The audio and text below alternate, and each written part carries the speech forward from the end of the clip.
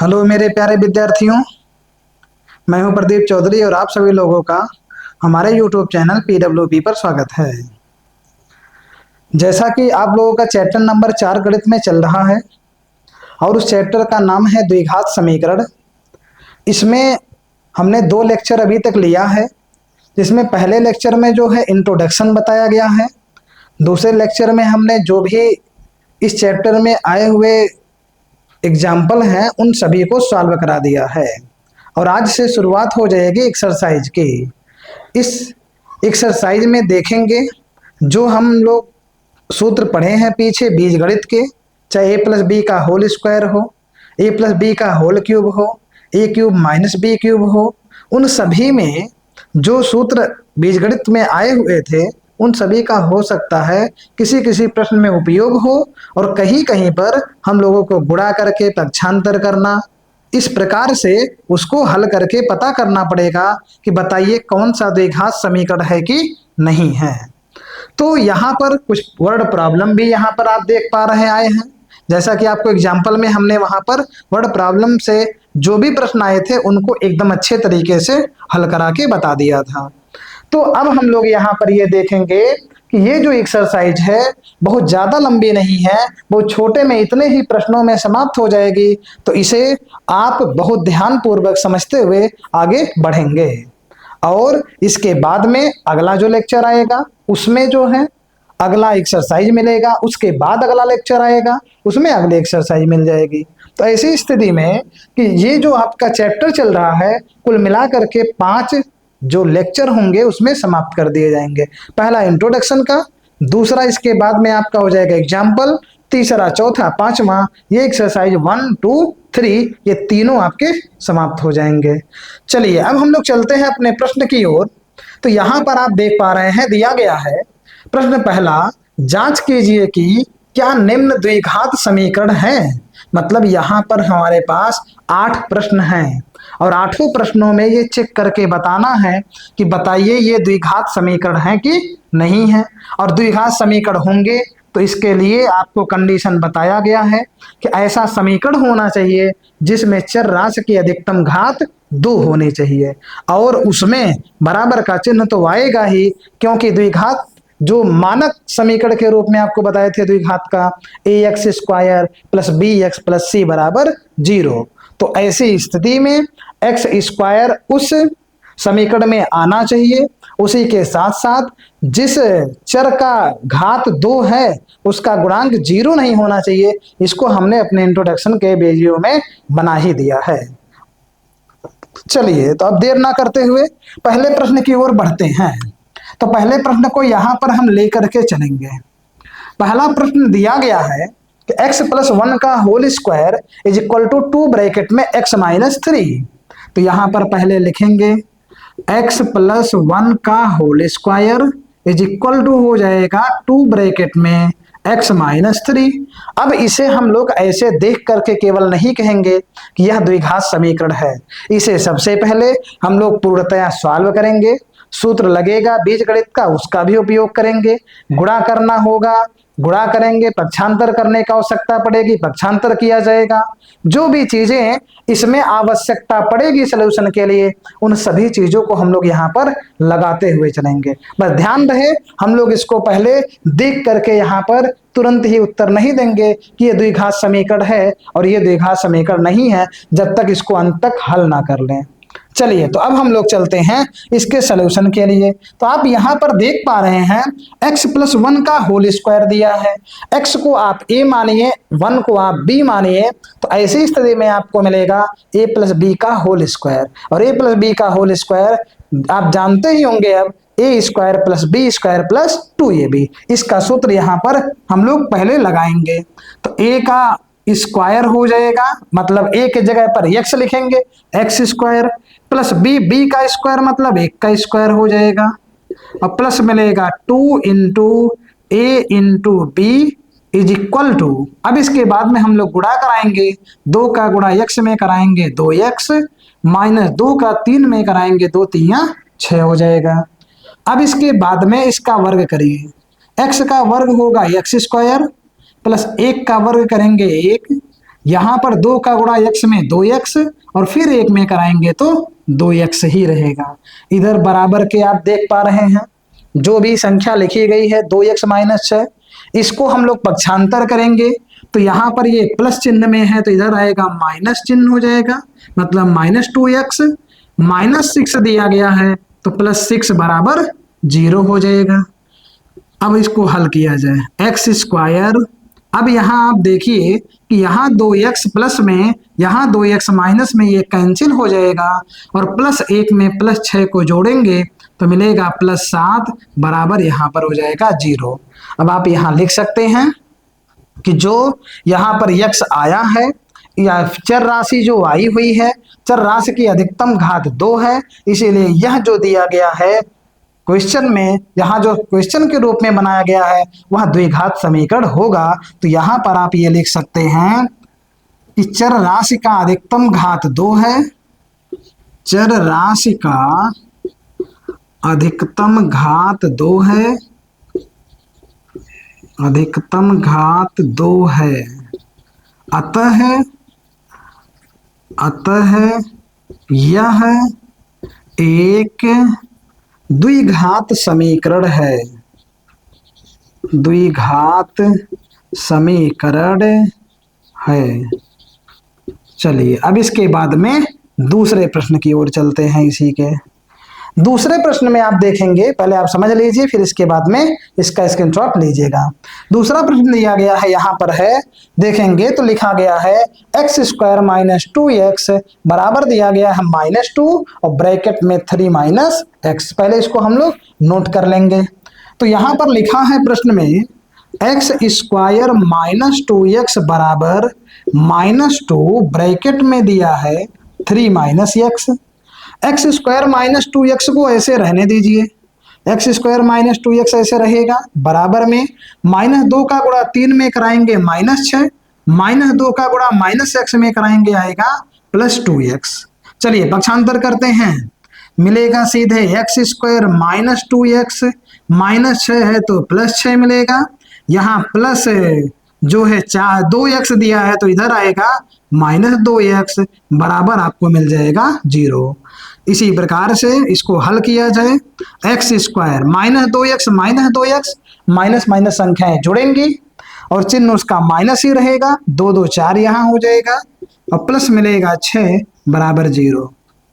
फिर आप यहाँ पर लिखेंगे इसी से लेकर के कि चर राशि का अधिकतम घात जो है 2 आया है, अतः यह द्विघात समीकरण है। तो यहाँ हम शॉर्ट में लिख दे रहे हैं बस, यह द्विघात समीकरण है, यह द्विघात समीकरण है। चलिए 2 प्रश्न हो गया, अब हम लोग चलेंगे तीसरे प्रश्न की ओर। चलिए तीसरे प्रश्न में क्या दिया गया है, आप यहाँ देख पा रहे हैं x - 1 पहले ब्रैकेट में, सॉरी x - 2 पहले ब्रैकेट में, दूसरे में दिया है x + 1 बराबर दिया है x - 1 और दूसरे ब्रैकेट में यहाँ पर मिला है x + 3 हो जाएगा। अब यहाँ पर हम लोग क्या करेंगे, जो इस पहले ब्रैकेट के अंदर मान दिया गया है इसका गुणा इसमें कराएंगे और ऐसे ही बराबर के बाद में जो मिला है इसका गुणा इसमें करा लेंगे। ध्यान रहे किसी भी प्रकार से चिन्हों का गुणा जो है गलत नहीं होने पाए, बस इतना गुणे में आप ध्यान रखिएगा, प्लस का गुणा प्लस में प्लस मिलेगा, प्लस का गुणा माइनस में माइनस मिलेगा, माइनस का माइनस में कराएंगे प्लस मिलेगा और माइनस का प्लस में होगा तो माइनस हो जाएगा। मतलब आप समझ लीजिए एकदम इजी वे में कि जब 2 चिन्ह ऐसे हों जो समान हो, मतलब चाहे प्लस प्लस हो चाहे माइनस माइनस हो, तो दोनों का गुणा करने पर जो है वह आपका जो उत्तर आएगा चिन्ह वह प्लस हो जाएगा। और जब 2 चिन्हों का गुणा अलग अलग हो, अर्थात प्लस का माइनस में कराइए या माइनस का प्लस में कराइए, ऐसी स्थिति में जो मान मिलेगा वह जो है ऋण चिन्ह के रूप में आएगा। तो यहाँ पर हम लोग देखेंगे x का गुणा पहले x में कराइए x², x का गुणा +1 में कराइए +1x हो जाएगा, -2 का गुणा x में कराइए -2x आएगा, -2 का गुणा +1 में कराइए -2 आ जाएगा बराबर।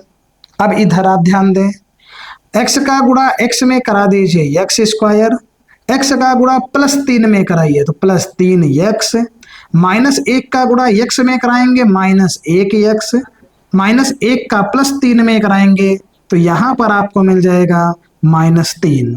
अब इसके बाद में एक्स स्क्वायर, 1x में से 2x घटाएंगे -x बचेगा, माइनस हो जाएगा 2, बराबर में मिलेगा एक्स स्क्वायर, 3x में से 1x को घटाएंगे 2x मिलेगा, माइनस हो जाएगा 3।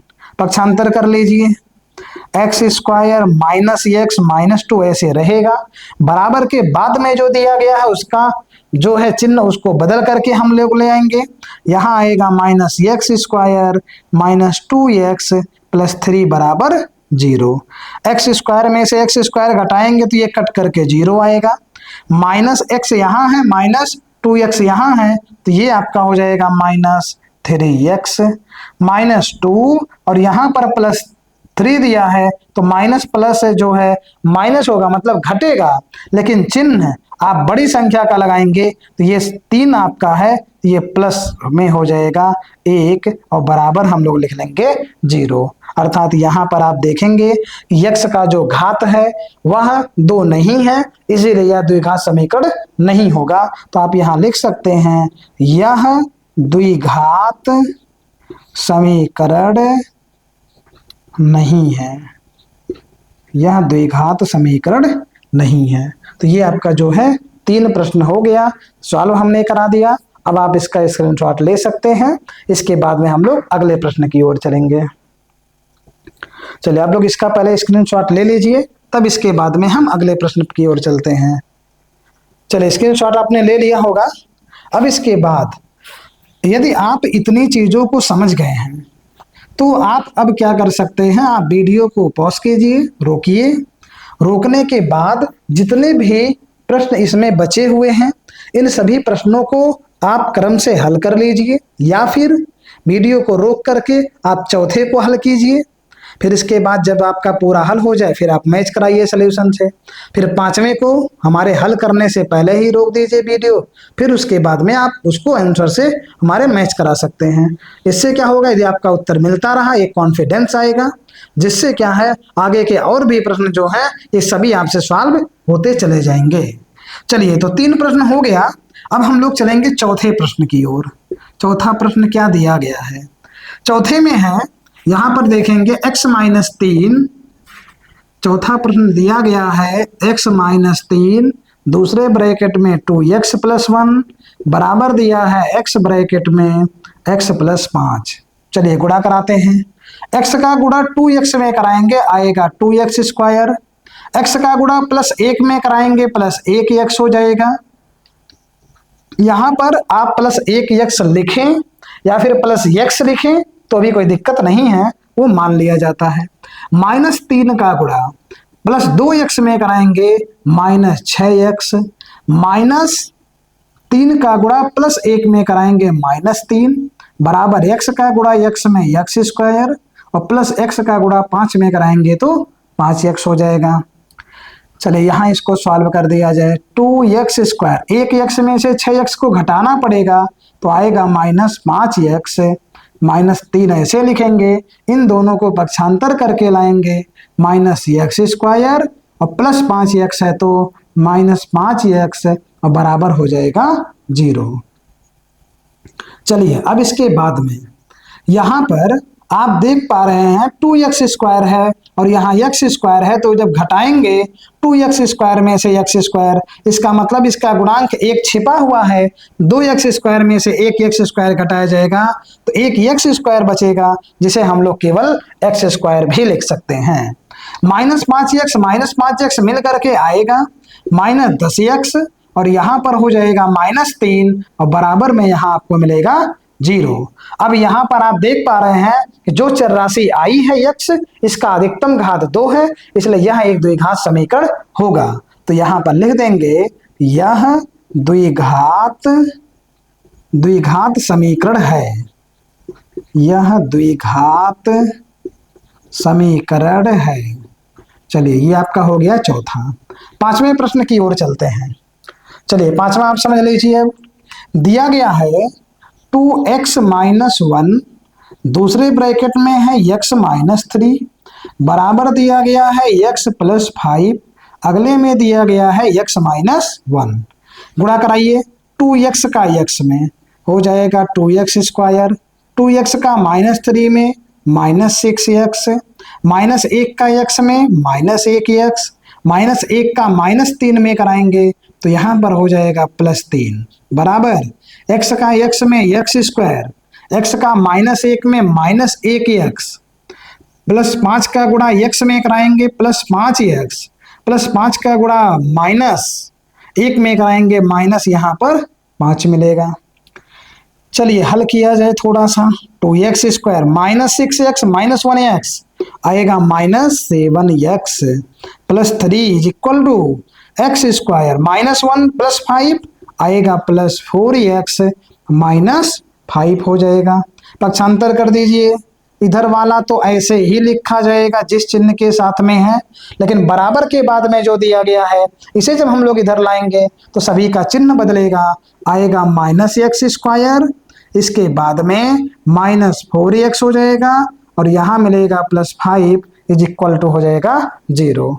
अब इसके बाद में आप देखेंगे 2x स्क्वायर में से x स्क्वायर घटाना है तो ऐसी स्थिति में आपको मिलेगा x स्क्वायर, -7 और -4 मिलकर के -11x हो जाएगा, +3 +5 हो जाएगा +8 और बराबर यहाँ मिलेगा 0।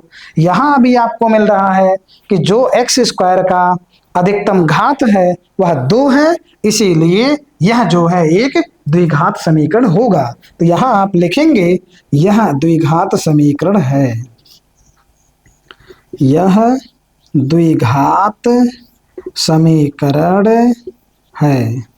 चलिए ये आपका द्विघात समीकरण हो गया। अब हम लोग चलेंगे प्रश्न नंबर 6 की ओर। छठा प्रश्न दिया गया है x square plus 3x plus 1 is equal to लिखा है x -2 का होल स्क्वायर। चलिए इसको हम पहले नोट कर लेंगे, x square plus 3x plus 1 बराबर, यहाँ a माइनस बी का होल स्क्वायर का फार्मूला लगाया जाएगा। a माइनस बी का होल स्क्वायर का formula a square plus b square minus 2ab होगा, तो उसी को हम लोग यहाँ लगाएंगे, a square plus b square minus 2ab हो जाएगा।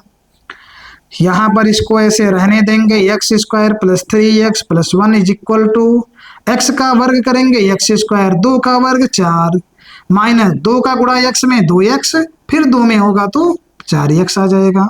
इन सबको पक्षांतर कर दीजिए, आएगा आपका x square plus 3x plus 1 minus x square minus 4 plus 4x बराबर में यहाँ मिल जाएगा 0। अब आप यहाँ देख पा रहे हैं x स्क्वायर प्लस में या प्लस x स्क्वायर है माइनस x स्क्वायर है, ये आपका जो है समाप्त हो जाएगा। इसके बाद 3x में 4x को जोड़ेंगे 7x, 1 में से 4 को घटाएंगे -3 आ जाएगा और बराबर में मिलेगा 0। यहाँ पर जो x आया हुआ है इसकी जो घात है वह केवल 1 है, अर्थात 2 के घात के रूप में नहीं मिला है, इसीलिए इसे हम लोग कहेंगे यह द्विघात समीकरण नहीं है। तो यहाँ पर लिख दिया जाएगा यह द्विघात समीकरण नहीं है, यह द्विघात समीकरण नहीं है। क्यों नहीं है, इसका रीजन हमने बता दिया कि जो x आया हुआ है चर राशि के रूप में, इसकी घात 2 नहीं दी गई है, इसलिए यह आपका द्विघात समीकरण नहीं होगा। अब आप लोग क्या करिए, इसका स्क्रीनशॉट ले लीजिए पहले, इसके बाद हम लोग आगे, अभी आपका 2 प्रश्न और बाकी है तब इसको हल करते हैं। चलिए स्क्रीनशॉट आप ले लें, स्क्रीनशॉट आपका हो गया होगा। चलिए अगले प्रश्न की ओर हम लोग चलते हैं। तो इसमें बहुत ज़्यादा किसी प्रकार की कठिनाई नहीं है, बस आपको थोड़ा सा गुणा करने का तरीका पता हो, जोड़ने का पता हो कि -x मिल करके -2x हो जाएगा, जोड़ना घटाना गुणा करना आपको पता रहे, तो ऐसी स्थिति में जितने भी प्रश्न हैं सभी को आप हल कर लेंगे। चलिए चलते हैं प्रश्न नंबर 7वें की ओर। 7वां प्रश्न क्या दिया गया है, तो यहाँ पर आप पाएंगे दिया है x प्लस 2 का होल क्यूब। चलिए क्यूब में भी आ गया, x प्लस 2 का होल क्यूब बराबर 2x ब्रैकेट में x स्क्वायर -1। चलिए यहाँ x प्लस 2 का जो होल क्यूब दिया है इसे आप a प्लस बी के होल स्क्वायर पर रख करके ओपन कर दें, इसको खोल दें। तो a के स्थान पे x होगा, b के स्थान पे 2 हो जाएगा। तो यहाँ पर हम a प्लस बी का जो है होल क्यूब लगा देंगे तुरंत ही।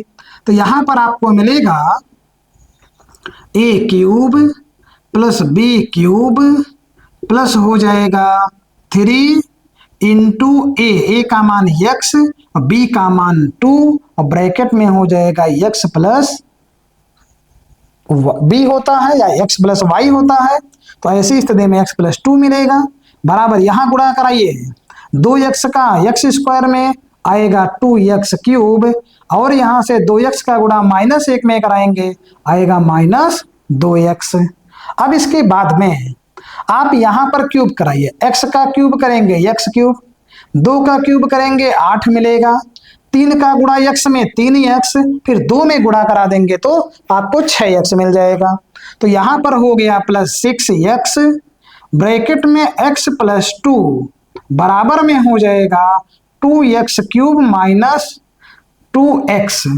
अब इसके बाद में फिर आप इसे लिखें x cube plus 8 plus 6x का गुणा x में कराइए। तो जब हम लोग 6x का गुणा x में कराएंगे ऐसी स्थिति में आपको मिलेगा 6x स्क्वायर, 6x का प्लस 2 में गुणा कराएंगे तो यहाँ 12x आएगा। इनको पक्षांतर भी कर लिया जा रहा है 2x क्यूब माइनस में और यहाँ प्लस 2x बराबर में 0 मिल जाएगा। x क्यूब में से 2x क्यूब को घटाएंगे तो यहाँ पर आपको मिलेगा -x क्यूब, -x क्यूब हो जाएगा, प्लस में आपको मिलेगा 6x स्क्वायर, 12 में 2 को जोड़ देंगे तो ऐसी स्थिति में यहाँ पर आपको मिल जाएगा 14x, प्लस में आपका हो जाएगा 14x और यहाँ पर प्लस आपको मिल जाएगा 8, प्लस 8 बराबर ये हो जाएगा 0। चलिए कहीं किसी प्रकार में दिक्कत नहीं है प्रश्न में, ठीक है। x प्लस 2 का होल क्यूब बराबर 2x ब्रैकेट में x स्क्वायर माइनस 1। मान लीजिए यहीं पर प्रश्न दिया होता x माइनस 2 का होल क्यूब तो वहां पर a माइनस बी का होल क्यूब का फार्मूला आप लगाते और लगाने के बाद आपको जो मिलता वही आपका आंसर हो जाता। हालांकि आपको यहाँ पर घात देखनी है तो चर राशि की अधिकतम घात यहाँ पर 3 मिल रही है, इसीलिए यह द्विघात समीकरण नहीं होगा। तो यहाँ पर लिख देंगे कि यह द्विघात समीकरण नहीं है, यह द्विघात समीकरण नहीं है, यह द्विघात समीकरण नहीं है। चलिए अब इसके बाद में हम लोग अंतिम प्रश्न की ओर चलते हैं, प्रश्न नंबर 8वां। चलिए पहले का 8वां है, दिया गया है x की power 3 minus 4x square minus x plus 1 is equal to x minus 2 का होल क्यूब हो जाएगा। चलिए इधर वाले से किसी भी प्रकार का कोई मतलब सोल्यूशन इसको नहीं करना है, इसको ऐसे लेकर चलेंगे साथ में। तो यहाँ मिलेगा आपको x cube minus 4x square minus x plus 1 बराबर x माइनस 2 का होल क्यूब है, इसका मतलब a माइनस बी का होल क्यूब हम लोग लगाएंगे तो हो जाएगा a cube minus b cube minus 3 into a into b bracket में हो जाएगा a माइनस बी। जैसा कि अभी आपको यहाँ पर हम बता रहे थे कि यदि आप कहीं वहां पर माइनस को पाए तो आप माइनस चिन्ह को लेकर के चलिए और माइनस चिन्ह को लेकर के चलेंगे तो आगे आप सोल्यूशन करते हुए चले जाएंगे। चलिए अब यहाँ पर आगे बढ़ेंगे तो इधर तो किसी प्रकार का कोई सोल्यूशन नहीं करना है, इसीलिए आप इसको ऐसे ही उतार दें, इतना मिल जाएगा बराबर। इसके बाद ही सोल्यूशन करना है, x का क्यूब करेंगे x क्यूब, माइनस 2 का क्यूब करेंगे माइनस 8, माइनस 3 का गुणा x में 3x और 3 दूना 6x हो जाएगा और ब्रैकेट में आएगा यहाँ पर x माइनस 2। चलिए अब इसके बाद x cube minus 4x square minus x plus 1 बराबर x क्यूब माइनस 8। चलिए गुणा कराते हैं, माइनस 6x का गुणा x में होगा 6x स्क्वायर, माइनस माइनस का गुणा प्लस 6x का गुणा 2 में हो जाएगा 12x। इसको पक्षांतर करिए, ट्रांसपोज किया जाएगा तो इधर वाले को पहले ऐसे उतार देंगे, x cube minus 4x square minus x plus 1 इधर जो मान दिया गया है इनको इधर जब ले आएंगे ट्रांसपोज करके पक्षांतर करके तो सभी के चिन्हों को बदल देंगे। माइनस एक्स क्यूब प्लस 8 हो जाएगा प्लस 6x² हो जाएगा माइनस यहाँ पर मिलेगा 12x इज इक्वल टू हो जाएगा 0। एक्स क्यूब यहाँ प्लस में यहाँ माइनस में कैंसिल होगा। यहाँ माइनस 4x² है यहाँ प्लस 6x² है मतलब 6x² में से इसको घटाएंगे आएगा सीधे 2x²। माइनस एक्स और यहाँ माइनस 12x मिलेगा माइनस 13x हो जाएगा। एक में 8 को जोड़ देंगे प्लस 9 इज इक्वल टू आएगा 0। अर्थात यहाँ चरराशि की जो अधिकतम घात है वह 2 है, इसीलिए आप ये कहेंगे यह द्विघात समीकरण है। यह द्विघात समीकरण है। चलिए द्विघात समीकरण ये आपका हो गया। हमने देखा कि पहले प्रश्न में 8 प्रश्न थे और इन सभी प्रश्नों को हमने हल करके भी देख लिया कि इसमें कौन कौन द्विघात समीकरण हैं कौन कौन नहीं है, ये सभी आपका कंप्लीट हो गया। अब इसके बाद में आप इसका स्क्रीनशॉट ले लीजिए, फिर हम लोग चलते हैं प्रश्न नंबर 2 में। चलिए स्क्रीनशॉट आपका हो गया होगा। चलिए अब आगे हम लोग बढ़ते हैं। अब आप लोग देखेंगे कि यहाँ पर दूसरे में क्या कहा है। पहले प्रश्न देखिए क्या कह रहा है, इसके बाद में हम लोग सॉल्यूशन कर लेते हैं। दिया गया है कि निम्न स्थितियों को द्विघात समीकरणों के रूप में निरूपित कीजिए। मतलब इसे पढ़ना है, पढ़ने के बाद द्विघात समीकरण बना करके छोड़ देना है। अर्थात द्विघात समीकरण जो मिलेगा उसे हल करके ये नहीं बताना है कि उत्तर कितना आएगा, केवल द्विघात समीकरण बना करके छोड़ देना है। चलिए ध्यान दीजिए। पहला दिया है एक आयताकार भूखंड का क्षेत्रफल 528 मीटर स्क्वायर है। क्षेत्र की लंबाई मीटरों में, अर्थात जो भी मान होगा लंबाई चौड़ाई का मीटर में रहेगा। मीटरों में चौड़ाई के दुगने से एक अधिक है। मतलब जो लंबाई होगी वह चौड़ाई के 2 गुने से 1 ज्यादा हो रहा है। हमें भूखंड की लंबाई और चौड़ाई ज्ञात करनी है। देखिए यहाँ पर आयताकार एक बाग दे दिया है। मान लीजिए आयताकार कोई पार्क है और उसका भूखंड मतलब कोई जमीन का एक टुकड़ा हो, वह दिया है आयताकार के रूप में। क्षेत्रफल दे दिया है और कंडीशन भी लगा दिया है कि जो लंबाई होगी वह उसकी चौड़ाई के 2 गुने से 1 ज्यादा। अब ये समझिए आप, मान लीजिए किसी कोई कमरा हो, मान लीजिए किसी कमरे की चौड़ाई यदि 20 मीटर है तो जो लंबाई है इसके अनुसार देखा जाए कि उसके 2 गुने से 1 ज्यादा हो तो 20 दूना 40 प्लस 1 बराबर 41। अर्थात यदि चौड़ाई का मान 20 मीटर है तो जो लंबाई का मान है वो 41 मीटर हो जाएगा। लेकिन ऐसे हम लोग संख्या तो यहाँ मान नहीं सकते हैं। हम लोग पहले मानेंगे क्या, x। किसको मानेंगे, लंबाई या चौड़ाई में? ये भी आपका क्लियर होना चाहिए कि लंबाई को पहले माना जाए या फिर चौड़ाई को माना जाए। तो ये क्वेश्चन को पढ़ते समय ध्यान देंगे कौन किस पर निर्भर है।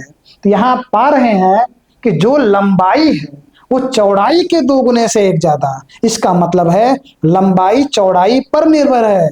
तो जिस पर निर्भर रहता है उसी को हम लोग मानते हैं और उसी को मान लेंगे x। तो यहाँ पर चौड़ाई को x मानना पड़ेगा। चलिए मानते हैं। पहला नंबर मान लेंगे कि माना भूखंड चलिए माना भूखंड की चौड़ाई बराबर हो जाएगा x मीटर। तब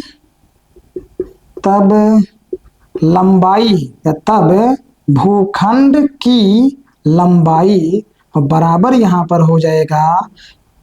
चलिए अब यहाँ ध्यान देना है थोड़ा सा कि जो लंबाई है वह चौड़ाई के 2 गुने से 1 ज्यादा है।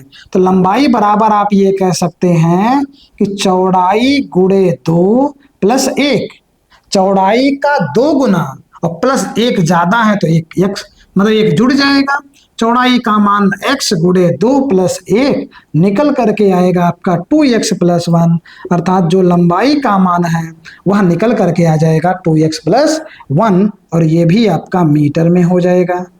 अब ऐसी स्थिति में यहाँ पर आप देखेंगे क्षेत्रफल दिया गया है, आकृति है आयत की, तो हम लोग आयत का क्षेत्रफल यहाँ पर लगाएंगे। तो यहाँ लिखा जाएगा आयताकार भूखंड का क्षेत्रफल, आयताकार भूखंड का क्षेत्रफल। आयताकार भूखंड का जो क्षेत्रफल दिया गया है वह 528 मीटर स्क्वायर दिया गया। अब आयताकार भूखंड का जो क्षेत्रफल है ये तो दे ही दिया गया, अब इसी के साथ में इसका सूत्र भी लगाएंगे। और आपको याद होगा जो इंट्रोडक्शन हमने लिया था उसमें जो इस चैप्टर से रिलेटेड सूत्र आने वाले हैं उन सभी को एक क्रम से वहां लिखे थे, जिससे आप याद कर सके और प्रश्नों को लगाते समय किसी प्रकार की वहां पर समस्या का सामना नहीं करना पड़े। तो वहां पर आप देखेंगे कम से कम हमने 10-12 सूत्र को लिख दिया था, जिससे आपको किसी भी तरीके से जो यहाँ वर्ड प्रॉब्लम से संबंधित प्रश्न आते हैं उनको किसी भी प्रकार से आप झेल करके नहीं चलें, एकदम इजी करके लेकर चलें। चलिए, तो यहाँ पर ध्यान दीजिए, आयताकार भूखंड का क्षेत्रफल जब निकालेंगे तो आयत का क्षेत्रफल निकालना पड़ेगा, मतलब इसका सूत्र लगाना पड़ेगा। और सूत्र होता है इसका लंबाई गुणे में चौड़ाई, और लंबाई गुणे चौड़ाई बराबर 528। मात्रक को छोड़ दीजिए, अब संख्या में आइए सीधे। लंबाई का जो मान दिया गया 2x + 1 और गुणे हो जाएगा चौड़ाई का मान x बराबर आएगा 528।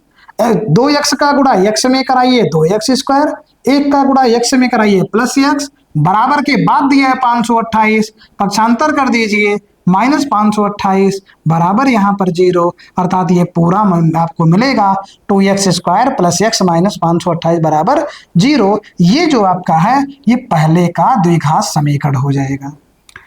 चलिए, ये आपका प्रश्न नंबर दूसरे का पहला हो गया।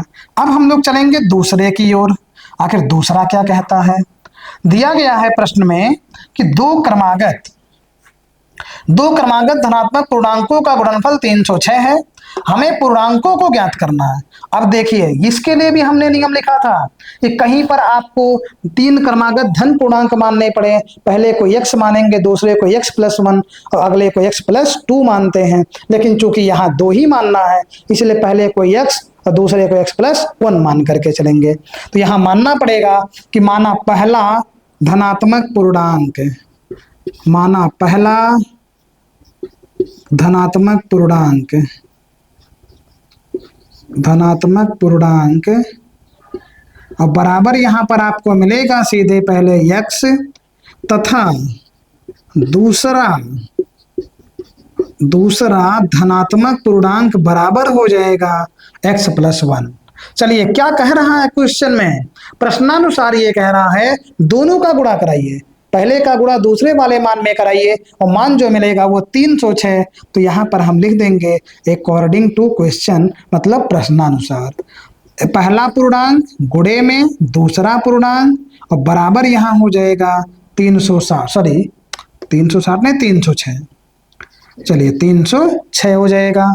अब x का गुणा x में कराइए x², x का गुणा 1 में कराइए +x और ये बराबर 306 है, तो पक्षांतर करेंगे -306 हो जाएगा। बार बार 360 लिखा रहा, 306 बराबर हो जाएगा 0 और यही आपका जो है द्विघात समीकरण हो जाएगा दूसरे के लिए। तो इसमें आप देख पा रहे हैं कि 4 प्रश्न हैं, जिसमें से 2 प्रश्नों को हल करा दिया गया, बाकी केवल आपके 2 प्रश्न और हैं। इसके बाद में लेक्चर ये समाप्त हो जाएगा। तो आप पहले इसका स्क्रीनशॉट ले लीजिए, फिर इसके बाद हम लोग चलते हैं प्रश्न नंबर 3 की ओर। चलिए, स्क्रीनशॉट आपका हो गया होगा। चलिए, प्रश्न नंबर 3 की ओर चलते हैं। तीसरा देखेंगे तो ये क्वेश्चन जो है ये आयु से संबंधित है, कि जो आयु है पहले बाद के लिए इस आयु से संबंधित कुछ प्रश्नों को हमने तीसरे चैप्टर में लगाया है विलोपन विधि, प्रतिस्थापन विधि से। तो यहाँ पर भी आप देखेंगे द्विघात समीकरण बनाना है, तो हम लोग द्विघात समीकरण इसको बनाएंगे। दिया गया है रोहन की माँ उससे 26 वर्ष बड़ी है। अब लाइन को पढ़ते चलिए, ध्यान से समझते चलिए। जो रोहन है उसकी माँ उससे 26 वर्ष बड़ी है, मतलब रोहन की जो भी आयु होगी उसमें हम लोग जब 26 जोड़ेंगे तो उनकी माँ की आयु पता चलेगा। यदि रोहन अभी के लिए मान लेते हैं 10 साल का हो, तो उसकी माँ उससे 26 वर्ष बड़ी है, मतलब 10 में 26 जोड़ेंगे तो 36 वर्ष आ जाएगा। चलिए, ये आपको इतना समझ में आ गया। उसकी आयु वर्षों में, अर्थात जो वायु है वह वर्षों में दिया रहेगा, में का गुणनफल कब के लिए, अब से 3 वर्ष बाद, मतलब 3 वर्ष बाद में जो आयु होगा, मतलब उनका और उनकी माँ का, उसका गुणनफल जो है कितना मिलेगा, 360 हो जाएगी। हमें रोहन की वर्तमान आयु ज्ञात करना है, तो जिसे ज्ञात करना है उसे हम लोग पहले मान लेंगे। चलिए मानते हैं। माना रोहन की वर्तमान आयु, माना रोहन की वर्तमान आयु,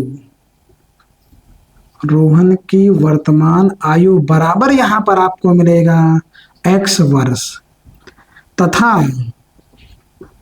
रोहन की मां, रोहन की मां की वर्तमान आयु बराबर हो जाएगा x प्लस 26 वर्ष। कैसे पता चल गया? प्रश्न को पढ़ने से। रोहन की आयु ज्ञात करना है, उसे यक्ष मान लिए, और रोहन की जो माँ है उसी से 26 वर्ष बड़ी हैं, तो हम लोग रोहन की आयु में 26 जोड़ देंगे, क्योंकि रोहन की आयु को x माना गया है, इसलिए 26 जोड़ देंगे, उनकी माँ की आयु आ जाएगा। अब कितने वर्ष के बाद में कहा गया है? 3 वर्ष के बाद में कहा गया है, तो 3 वर्ष बाद दोनों की आयु निकालेंगे। आप ये ध्यान दीजिएगा कि जब भी किसी की आयु बाद के लिए निकालनी हो, 5 वर्ष बाद, 8 वर्ष बाद, तो जितने भी वर्ष बाद आपको आयु निकालनी रहेगी, तो उसके वर्तमान आयु में उतना जोड़ देंगे। जैसे बात यहीं पर चल रहा है कि जो रोहन है और उसकी माँ है, वर्तमान आयु तो ले लिए हैं x और x प्लस 26। अब 3 वर्ष बाद दोनों की आयु जब निकालेंगे तो रोहन का x है, इसमें 3 जोड़ दिया जाएगा, x प्लस 3 हो जाएगा, और x प्लस 26 वर्ष जो दिया गया है ये रोहन की माँ की आयु, इसमें भी 3 जोड़ेंगे, तो 26 में 3 जोड़ेंगे तो 29 हो जाएगा। ऐसी स्थिति में यहां पर आप क्या करेंगे, यहां लिखेंगे कि 3 वर्ष बाद, 3 वर्ष बाद रोहन की आयु, 3 वर्ष बाद रोहन की आयु बराबर ये हो जाएगा x प्लस 3 वर्ष, x प्लस 3 वर्ष। फिर 3 वर्ष बाद रोहन की माँ की आयु, रोहन की माँ की आयु, तो रोहन की माँ की आयु जब निकाला जाएगा तो x प्लस 26 दिया गया है, इसमें 3 जोड़ देंगे, यहां पर आपको मिलेगा सीधे x प्लस 29 वर्ष हो जाएगा। चलिए अब इसमें हम लोग प्रश्नानुसार ये देखेंगे कि दोनों की आयु 3-3 वर्ष बाद हमने निकाल लिया। रोहन की आयु मिला है x प्लस 3, उनकी माँ की आयु मिला है x प्लस 29। इन्हीं दोनों का जो गुणनफल होगा वह 360 के बराबर मिलेगा। तो यहाँ पर हम लोग लिखेंगे कि x प्लस 3 गुणे में x प्लस 29 बराबर यहाँ पर हो जाएगा 360। चलिए गुणा कराइए, x का x में x स्क्वायर, x का 29 में 29x प्लस 3 का x में 3x।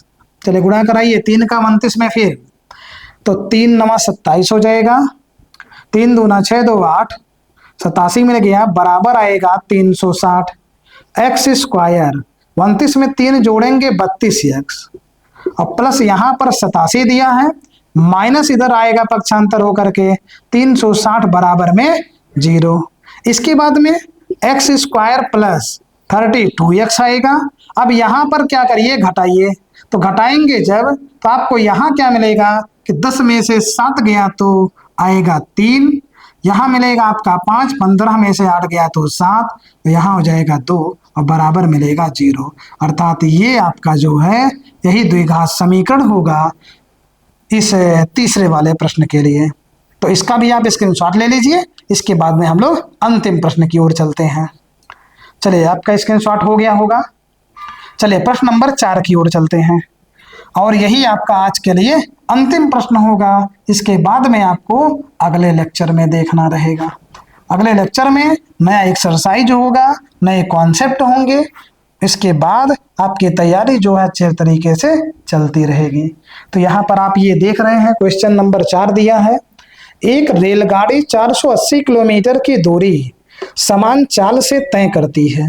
यदि इसकी चाल 8 किलोमीटर प्रति घंटा कम होती तो वह उसी दूरी को तय करने में 3 घंटे अधिक समय लेती। मतलब जो समय लग रहा है 3 घंटे ज्यादा हो जाएगा। कब? जब उसकी चाल को घटा दिया जाएगा।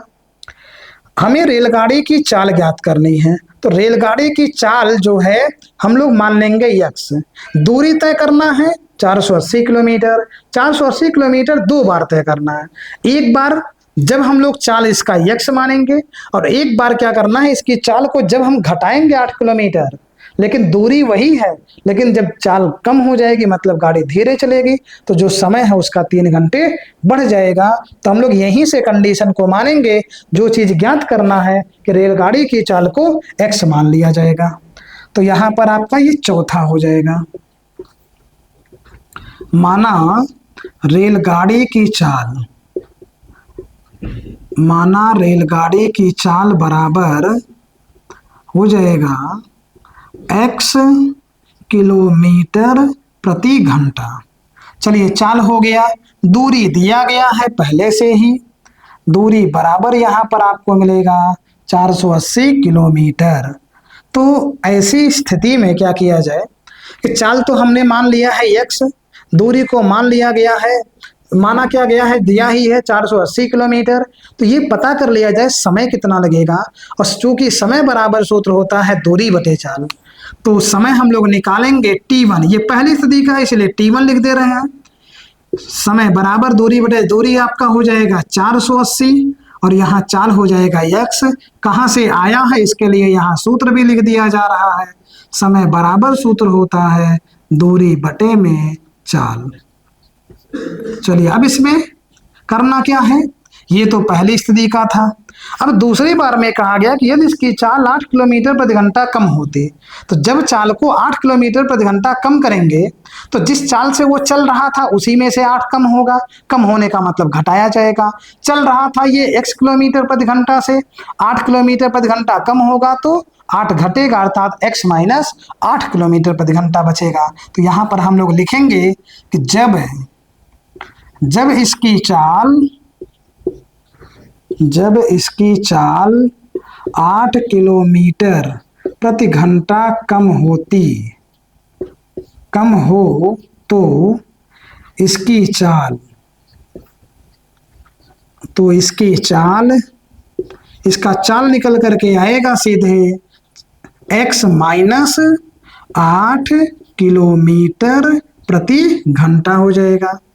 अब दूरी तो किसी प्रकार का जो है बदलाव नहीं होना है, बदलना नहीं है, इसलिए दूरी आपका जो है वही रहेगा। तो समय हम लोग निकालेंगे दूसरी बार में t2 बराबर समय बराबर दूरी आपका 480 और चाल दूसरे समय में हो गया है x माइनस 8। तो आप देखेंगे जब x किलोमीटर प्रति घंटा की चाल से चल रहा था तो 480 किलोमीटर की दूरी तय करने में समय 480 बटे x लग गया, लेकिन चाल को जैसे ही घटा दिया 8 किलोमीटर प्रति घंटा वैसे ही समय आपका इतना मिल गया। अब आप सोचिए कि इस स्थिति में कौन सी स्थिति में समय ज्यादा लगेगा। तो पहली स्थिति में वो कम समय लगेगा क्योंकि उसकी स्पीड तेज है। बाद में क्या हुआ, 8 किलोमीटर प्रति घंटा चाल उसकी कम हो जा रही है। चाल के कम होने से उसको दूरी तय करने में ज्यादा समय लगेगा और ज्यादा कितना समय लग रहा है वह है आपका 3 घंटे। तो यहीं से हम लोग बनाएंगे कि प्रश्नानुसार यहां लिखेंगे ATQ, लिखेंगे कि दूसरी स्थिति में समय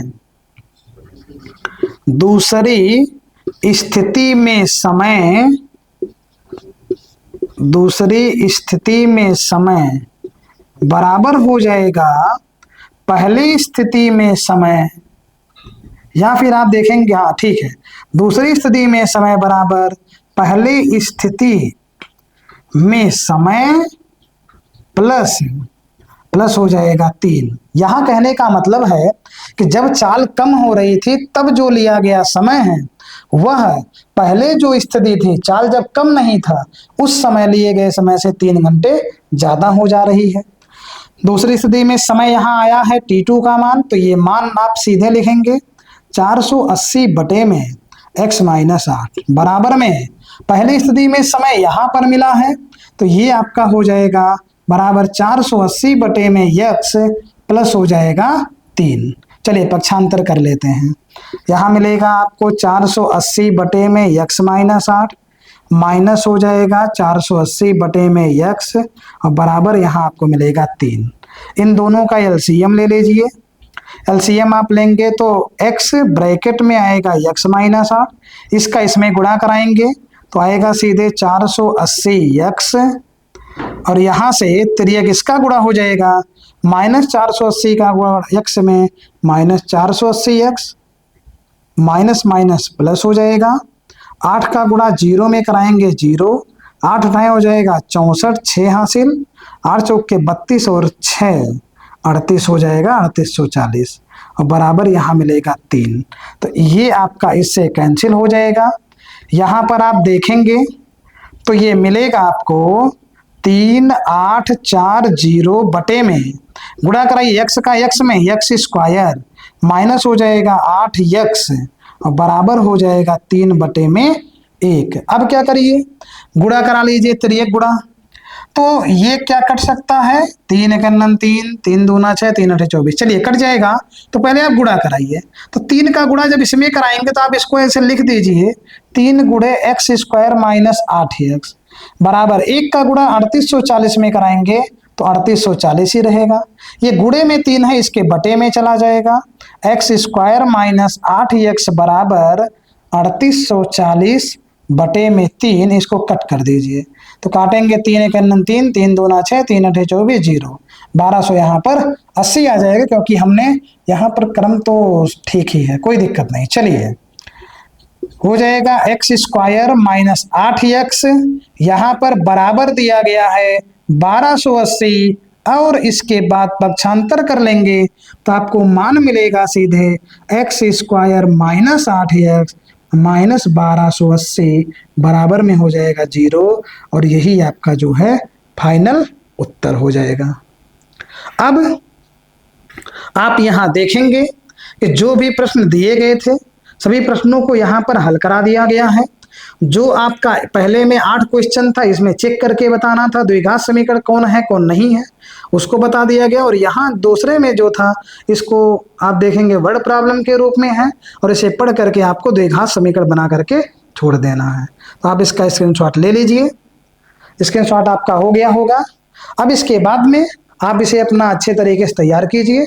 मिलेंगे हम नए लेक्चर में जो है और नए एक्सरसाइज के साथ में। तब तक के लिए जय हिंद।